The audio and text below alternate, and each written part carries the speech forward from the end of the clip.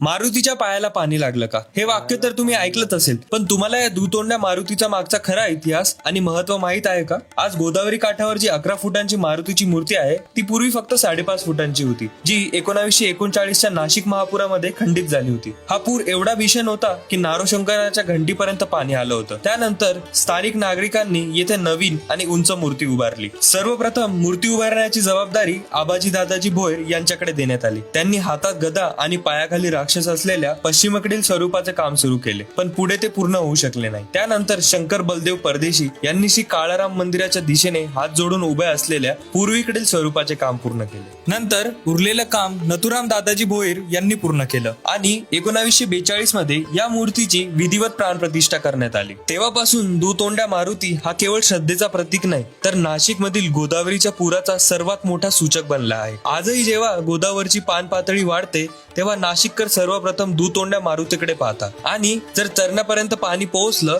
तर तो पुराची सामान्य सुरुवात मानली जातो, आणि जर छातीपर्यंत पोहोचलं तर तो पुराच्या धोक्याचा इशारा मानला जातो, आणि जर संपूर्ण मूर्ती पाण्यात बुडाली तर तो अत्यंत गंभीर पुराचा संकेत मानला जातो. तुम्हाला दुतोंड्या मारुतीचा हा इतिहास आधीपासून माहित होता का? आम्हाला कमेंट करून नक्की सांगा. आणि नाशिक संबंधी अशाच हिडन हिस्ट्री आणि लोकल स्टोरीज साठी नाशिक फ्रेम्सला नक्की फॉलो करा.